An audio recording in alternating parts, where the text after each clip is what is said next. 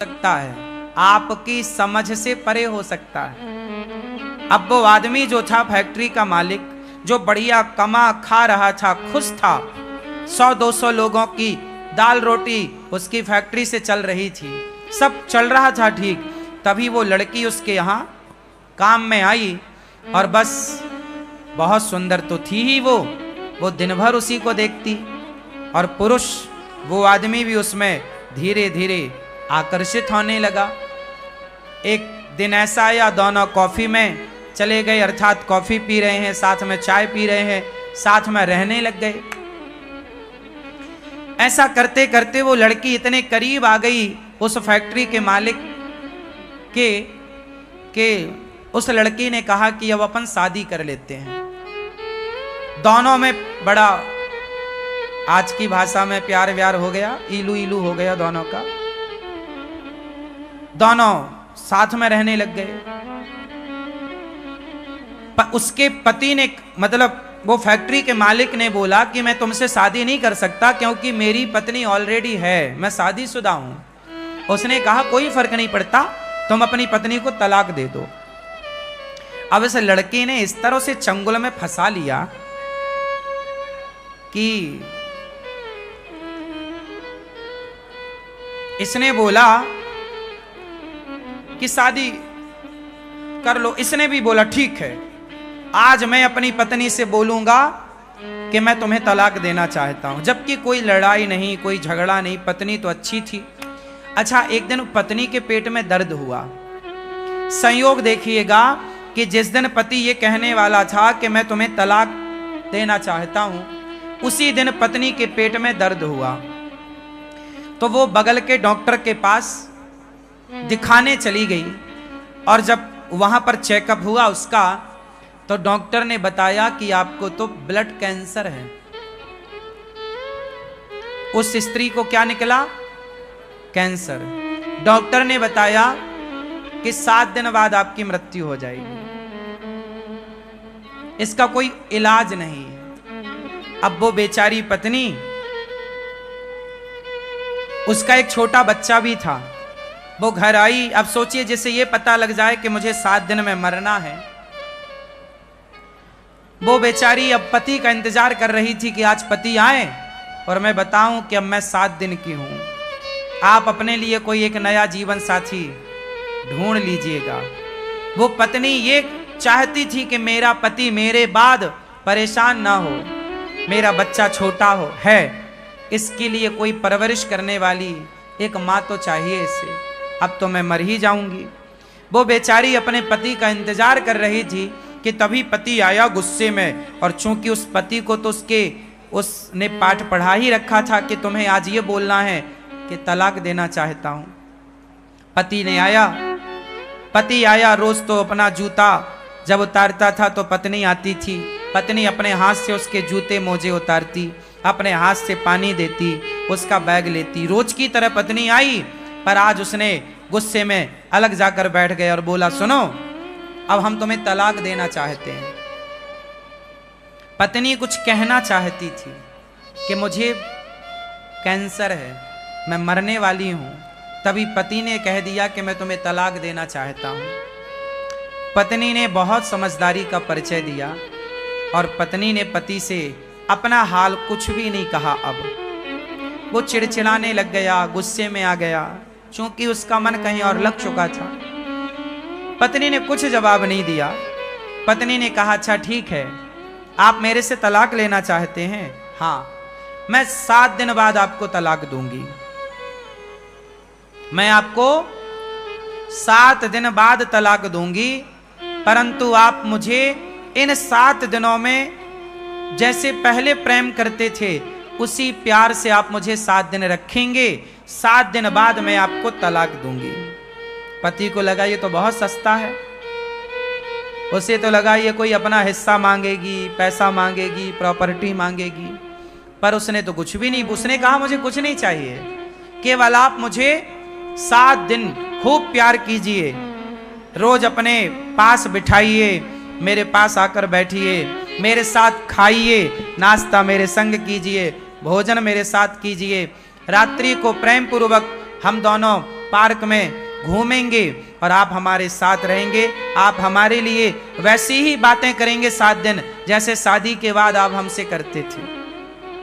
पति को लगा अच्छा, पति को नहीं पता था कि ये केवल 7 दिनों की है, लेकिन अब पत्नी को पता था कि अब चलो मैं तो 7 दिन की हूं पर इन्हें तलाक देना है, कोई बात नहीं। अब सोचिए उस स्त्री का दिल कितना बड़ा रहा होगा। कोई और होती तो भड़क जाती, पर उस स्त्री ने कोई जवाब नहीं दिया। एक दिन बीता, उसके पति ने भी खूब प्यार दिया उसे, बनावटी प्यार था अब तो, पर किया। रोज उसके साथ अच्छे से खाता पीता, चलता फिरता, टहलता, हंसता, सब बढ़िया। 7 दिन, 1 दिन 2 दिन 3 4 5 6, आज 7वां दिन था, आखिरी। आज पत्नी ने अपने पति की आरती उतारी, उसके माथे पर तिलक किया और आज उसे उसके काम के लिए भेजा जहां वो फैक्ट्री रोज जाता था। और जब उसका पति आज घर से गया ना, तो उसके मन में विचार आया कि मेरी पत्नी देखो मेरे से कितना प्यार करती है। मैंने कहा कि मुझे तलाक चाहिए, तो उसने मेरे खातिर कि यदि मैं खुश हूं तो मेरी खुशी के लिए वो तलाक भी देने को तैयार हो गई। अब बताइए इससे बड़ा प्रेम क्या होगा। यदि पति तलाक चाहता है तो पति की प्रसन्नता के लिए वो तलाक देने को तैयार है। वो मेरे लिए, मैंने तलाक का बोला फिर भी वो मेरे से प्यार करती है। और ये जो लड़की मुझे मिली है ये तो मेरी दौलत की भूखी है। मेरी पत्नी ने तो अपने जेवर बेचकर मेरा ये कारोबार खड़ा किया। मेरी पत्नी मेरे सुख में मेरे दुख में सदा रही है। आज मेरी पत्नी ने कितना साथ दिया आज तक, और मैं किसी एक लड़की एक स्त्री के चक्कर में आकर एक सुंदर पत्नी का, एक पतिव्रता नारी का मैं त्याग कर रहा हूं। लो भैया, अचानक भगवत कृपा देखो, उस आदमी का हृदय परिवर्तन हो गया बिना कुछ के। याद रखिएगा, ईश्वर न्याय करते हैं, ईश्वर न्याय करते हैं। उसका हृदय बदल गया और वो आज सारा काम छोड़कर ऑफिस का दिन को ही भागा घर की ओर के मैं अपनी पत्नी से माफी मांगूंगा, सॉरी बोलूंगा कि मैं तो जो तलाक का बोला मैं मजाक कर रहा था। उस लड़की को उसने अपने दफ्तर से हटाया, काम से निकाला। उसके चक्कर में उसने कहा कि मेरी पत्नी के गालों में झुर्रियां पड़ गई हैं। ये लड़की जो मुझे मिली है ये बड़ी सुंदर है। मैं इस सुंदरता के कारण इस पे मर रहा था, जबकि मेरी पत्नी ने मेरा कितना साथ दिया। संसार की चमक दमक सुंदरता पे नहीं लट्टू होना चाहिए। आपकी पत्नी आपकी जीवन संगनी है, उसे छोड़कर पराई स्त्री के बारे में सोचना पाप है। चमड़ी का मोह, चमड़ी से इतना प्यार ना करना, चमड़ी के इतने गुलाम ना हो जाना कि आप उस चमड़ी के चक्कर में सारे गलत काम करने लग जाओ। वो आदमी फैक्ट्री का मालिक दौड़ा दौड़ा घर गया। जैसे ही घर पहुंचा तो दरवाजा खोले थे। घर के अंदर प्रवेश किया, आवाज लगाया उसने अपनी पत्नी को, पर पत्नी ने कहीं से कोई रिस्पांस नहीं दिया, कोई आवाज नहीं आई लौटकर। वो सोचा रसोई में होगी, रसोई में पत्नी नहीं, यहां होगी वहां होगी, सारी जगह देखा, उसकी पत्नी थी ही नहीं। तब वो अपनी पत्नी के कमरे में गया ऊपर, और जब कमरे में जाकर देखा तो उसकी पत्नी बिस्तर पर पड़ी हुई थी और बगल में एक कागज था। वो कागज में कुछ लिखा था। वो पत्नी को जगाया, अरे देखो मैं आ गया, भाग्यवान, सुनो मैं तो तुमसे मजाक कर रहा था, मुझे माफ कर दो, सॉरी। वो बहुत बोलता जा रहा, पर पत्नी तो सुनने को तैयार नहीं, वो तो बिस्तर में पड़ी। वो पड़ी क्या थी? वो मर चुकी थी, लेकिन मरने के पहले उसने एक पत्र लिखा था अपने पति के लिए। अब उस कागज में क्या लिखा? अब ये पति उस कागज तक पहुंचा और पढ़ने लगा, और जब पढ़ा तो उसमें पत्नी ने लिखा था, मेरे पति परमेश्वर, मैं भगवान से प्रार्थना करती हूं कि हर जन्म में मुझे आप जैसा पति मिले। मेरे पति परमेश्वर, आप जैसा पति पाकर मैं बहुत खुश हूं। मुझे आपसे और भगवान से कोई शिकायत नहीं है। आपकी खुशी थी, आप मेरे से तलाक चाह रहे थे। मैं चाहती तो आपको तलाक उसी दिन देती, लेकिन जब आप तलाक लेते मेरे से, तो जो हमारा छोटा सा बालक है, बच्चा है, जब वो ये देखता कि मेरे पिताजी मेरी माँ से तलाक लेना चाहते हैं, तो मेरे बच्चे के संस्कार बिगड़ते और मेरा बालक बड़ा होकर वो आपका शत्रु बन जाता कि मेरे पिता ने मेरी माँ को छोड़ा था। तो कहीं मेरे बच्चे के अंदर आपके प्रति कोई शत्रु भाव पैदा ना हो जाए, इसलिए मैंने आपको तलाक नहीं दिया। जिस दिन आपने मुझे तलाक का बोला, उसी दिन मैं डॉक्टर के यहाँ गई थी। उसने मुझे चेकअप करके बताया कि मुझे ब्लड कैंसर था। मैं 7 दिन बाद मरने ही वाली थी। मुझे लगा कोई बात नहीं, आपको भी तलाक चाहिए, तो मैंने सोचा कि 7 दिन बाद तलाक दूंगी। 7 दिन बाद तो मैं सदा के लिए चली जाऊंगी। आपका जिससे मन करे आप विवाह करके अपना घर बसाइएगा, बच्चे के संस्कार ना बिगड़े, इसलिए मैंने आपको कोई जवाब नहीं दिया। क्योंकि हमारे बच्चे जब हमें आपस में लड़ता झगड़ता देखेंगे तो बच्चों के संस्कार बिगड़ते हैं। मैं नहीं चाहती कि मेरे बच्चे के संस्कार बिगड़े। बस अब मैं कैंसर की मरीज थी, 7 दिन पूरे हो गए, मैं जा रही हूं। अब आप अपना घर बसाइएगा, आप खुश रहिएगा, ऐसा लिखकर वो बेचारी सदा सदा के लिए चली गई। अब इसका पति ये पत्र पढ़ करके जो रोना शुरू किया, हे भगवान, मेरे से कितनी बड़ी गलती हो गई। मेरी पत्नी मरने की स्थिति में थी और मैं उसका साथ ना दे सका। अच्छा इलाज कराता, अच्छे जगह दिखाता, शायद मेरी पत्नी बच जाती। कोई बढ़िया डॉक्टर को मैं चुनता, शायद बच जाती। लेकिन वो पराई स्त्री के चक्कर में फंसकर अपनी एक सुंदर पतिव्रता नारी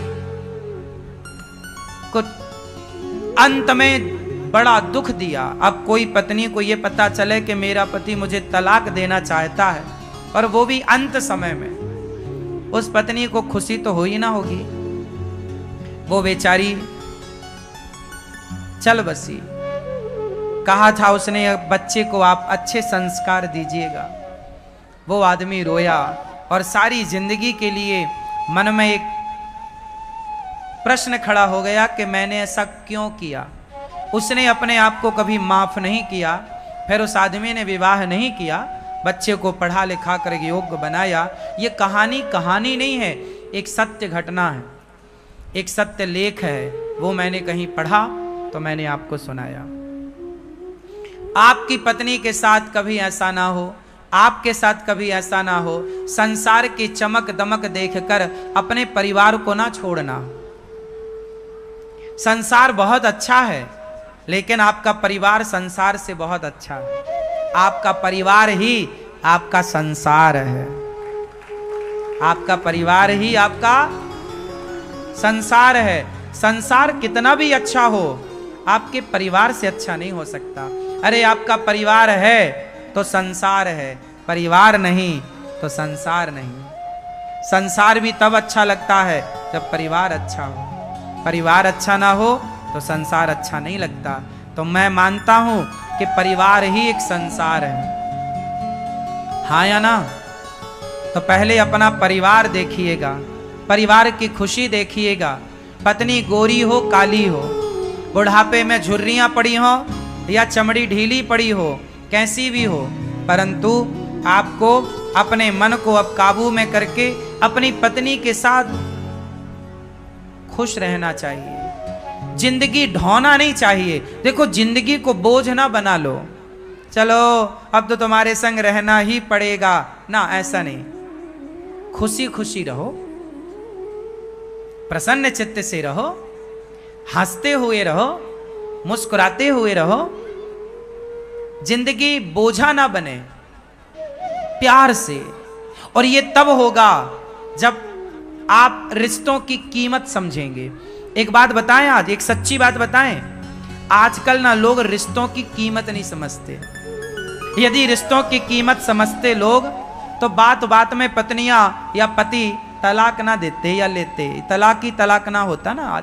आज हमारे देश में 40-50% तलाक हो रहे हैं, शादी होती हैं तलाक हो जाता है। क्यों? क्योंकि आज रिश्तों की कोई अहमियत नहीं बची, रिश्तों में समर्पण नहीं रहा।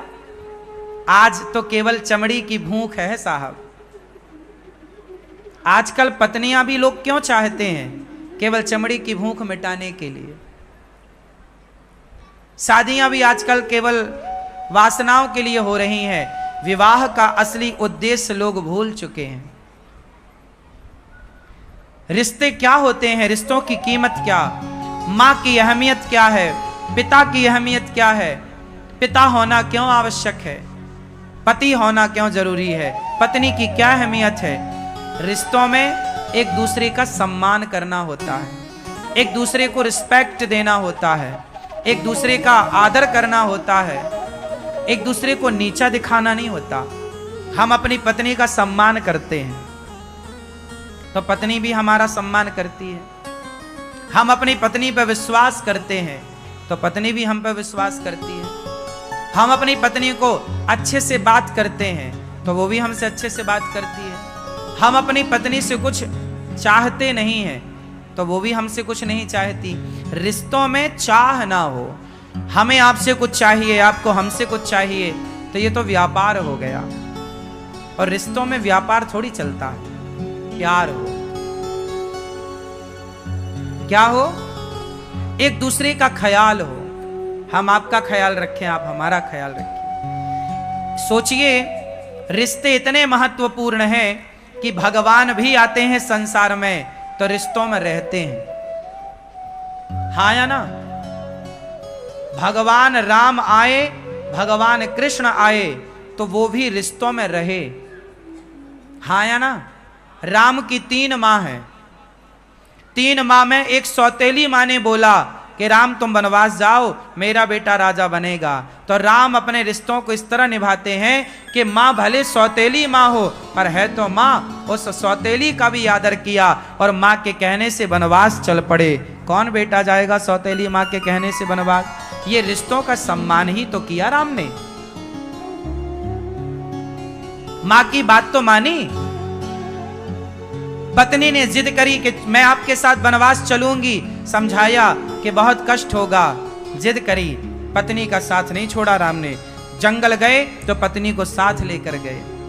पत्नी आपकी जिम्मेदारी है, याद रखिए। जितने पुरुष बैठे हैं ध्यान से सुने, आपकी पत्नी आपकी जिम्मेदारी है।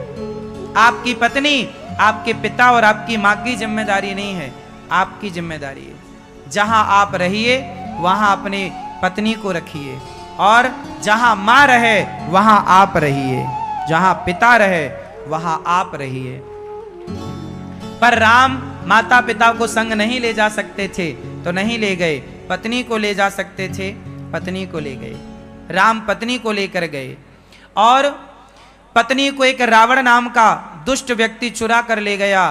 तो अपनी पत्नी के लिए राम ने जंगल में एक सेना तैयार कर ली, बिना खंबे का सेतु बना लिया। किसके लिए? बोलो।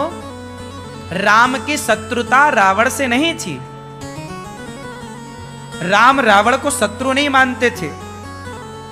राम ने रावण को इसलिए नहीं मारा कि तुमने मेरी पत्नी का अपहरण कर लिया। राम ने रावण को इसलिए मारा कि रावण भक्तों पर अत्याचार करता था। साथ ही रावण ने वो काम किया जो उसे नहीं करना चाहिए। कौन सा काम? एक स्त्री को उसकी मर्जी के खिलाफ उसके साथ व्यवहार करना, यह राम को मंजूर नहीं था। अपनी पत्नी को सम्मान के साथ वापस लाए राम, रावण को मारकर। नारी के लिए, अपनी पत्नी के लिए रावण जैसी ताकत से लड़ना पड़ा तो राम जी लड़े हैं। किसके लिए? पत्नी के लिए। राम की 2 जिम्मेदारी थी, एक पत्नी और एक भक्त विभीषण को लात मार के निकाला रावण ने, राम ने नाश कर दिया। इसलिए पत्नी का आदर करिए, पत्नी आपकी जिम्मेदारी है, माता पिता हमारी जिम्मेदारी है। एक पुरुष की जिम्मेदारी, लोग कहते हैं स्त्रियों की जिम्मेदारी ज्यादा होती है, माय का पक्ष ससुराल पक्ष, हाँ बात सही है, स्त्रियों की जिम्मेदारी ज्यादा है, पर स्त्रियों से भी ज्यादा यदि माने तो पुरुष की जिम्मेदारी है। क्यों?